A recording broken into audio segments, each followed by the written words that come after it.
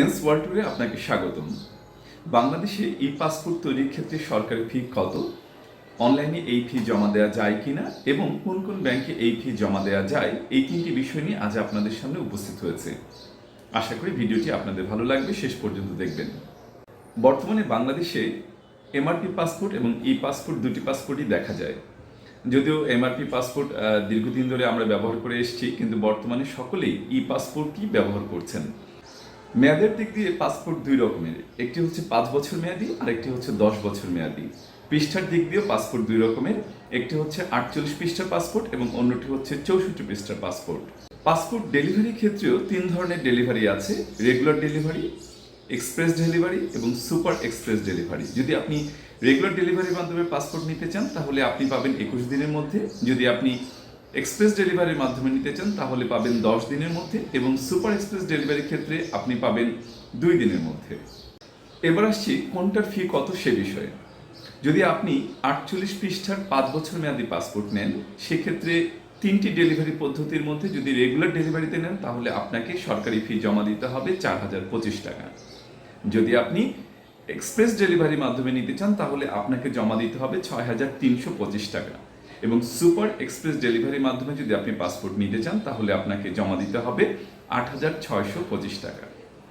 যদি আপনার পাসপোর্টটি 48 পৃষ্ঠার এবং 10 বছর মেয়াদী হয়, সেক্ষেত্রে রেগুলার ডেলিভারির ক্ষেত্রে আপনাকে জমা দিতে হবে 5750 টাকা, এক্সপ্রেস ডেলিভারির ক্ষেত্রে জমা দিতে হবে 8050 টাকা এবং সুপার এক্সপ্রেস ডেলিভারির ক্ষেত্রে আপনাকে জমা দিতে হবে 10350 টাকা।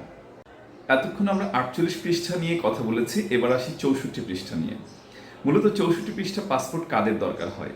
যারা 10 বছর মেয়াদি করেন এবং ফ্রিকোয়েন্ট ট্রাভেলার, অর্থাৎ যারা নিয়মিত দেশের বাইরে ভ্রমণ করেন, যাদের পাসপোর্টের পৃষ্ঠা বেশি ব্যবহৃত হয়। আপনি যদি 64 পৃষ্ঠার 5 বছর মেয়াদি পাসপোর্ট করতে চান তাহলে সরকারি ফি দিতে হবে রেগুলার ডেলিভারির ক্ষেত্রে 6325, এক্সপ্রেস ডেলিভারির ক্ষেত্রে 8625 এবং সুপার এক্সপ্রেস ডেলিভারির ক্ষেত্রে 12075 টাকা।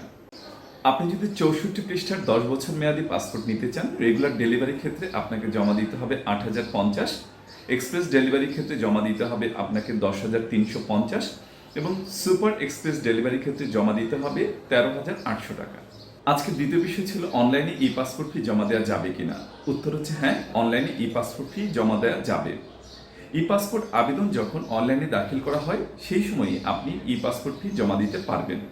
এটি স্বয়ংক্রিয়ভাবে হিসেব করা হয়। আজকে তৃতীয় এবং সর্বশেষ বিষয় ছিল এই ই পাসপোর্ট ফি কোন কোন ব্যাংকে জমা দেওয়া যাবে। অনলাইনে পেমেন্ট ছাড়াও আপনি one bank, premier bank, Sonali bank, trust bank, bank Asia এবং ঢাকা ব্যাংকে পাসপোর্টের এই নির্ধারিত ফি জমা দিতে পারবেন। আজকের এই ভিডিওটি উপকৃত মনে হলে আপনার পরিচিত বন্ধুদের মাঝে শেয়ার করুন। এনস ওয়ার্ল্ড ট্যুরের এই ইউটিউব চ্যানেলটি সাবস্ক্রাইব করুন যাতে ভ্রমণ সংক্রান্ত আমাদের পরবর্তী ভিডিওগুলো সহজেই পেতে পারেন। ভ্রমণ সংক্রান্ত যে কোনো বিষয়ে আপনার পাশে আছে এনস ওয়ার্ল্ড ট্যুর। আমরা বিশ্বস্ত এবং আন্তরিক, তাই নিঃসংকোচে আমাদের সাথে যোগাযোগ করুন। আমাদের সাথে যোগাযোগের ঠিকানা এবং মোবাইল নম্বর এই ভিডিওর স্ক্রিনে এবং ডেসক্রিপশনে দেওয়া আছে। আপনার প্রতিটি ভ্রমণ হোক নিরাপদ, আনন্দময় এবং সাশ্রয়ী। ভালো থাকুন, সুস্থ থাকুন।